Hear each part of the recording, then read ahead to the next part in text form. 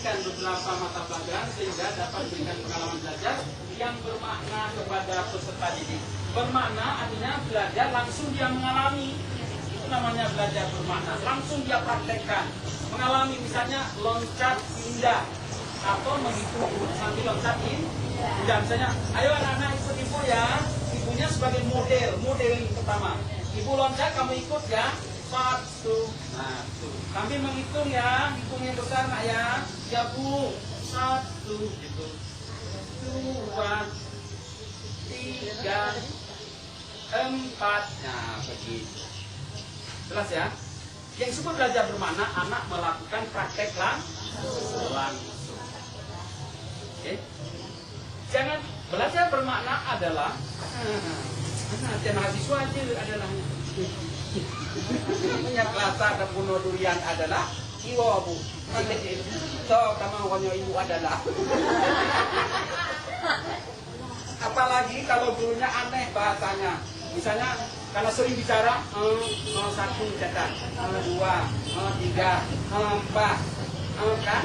Atau disimpulkan ika pada udah itu 15 ika itu 20 ke hakuna ibunya cocok kami ketemunya ibu gitu. Yang aneh itu dicatat itu yang cepat bisa itu yang catat dan dipraktekkan nanti dengan yang lain. Cukup jelas? Terpadu atau disebut pembelajaran interdisipliner, antar disiplin ilmu. Baik, terima kasih. Kita lanjut pada kelompok B. Ayo kelompok B.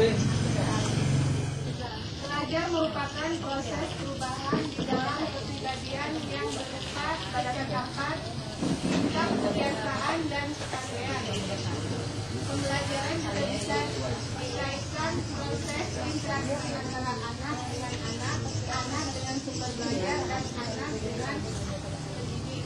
Pembelajaran ini akan menjadi bermakna jika dilakukan dalam lingkungan yang kondusif.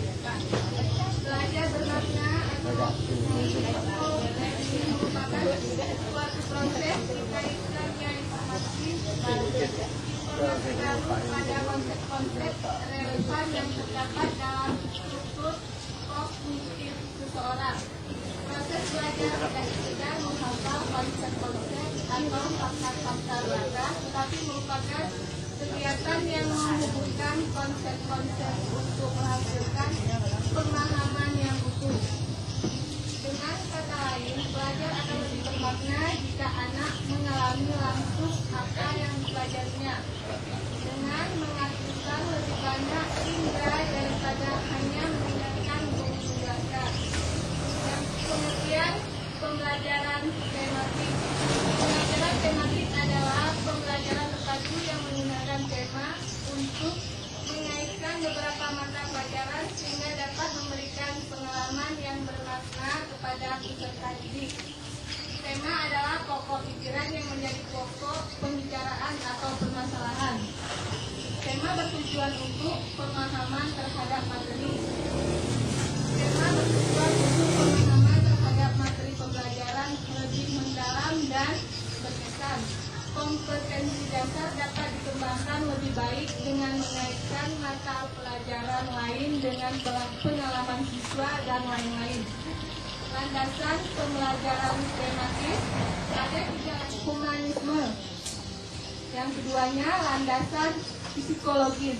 Psikologis perkembangan diperlukan terutama dalam menentukan isi atau materi pembelajaran yang diberikan kepada siswa agar tingkat keluasan dan kedalaman sesuai dengan tahap perkembangan peserta didik. Psikologi memberikan kontribusi dalam hal bagaimana isi atau materi pembelajaran tematis disampaikan kepada siswa. Yang ketiga, landasan yuridis. Dalam pembelajaran tematik berkaitan dengan berbagai kebijakan atau peraturan yang mendukung pelaksanaan pembelajaran tematik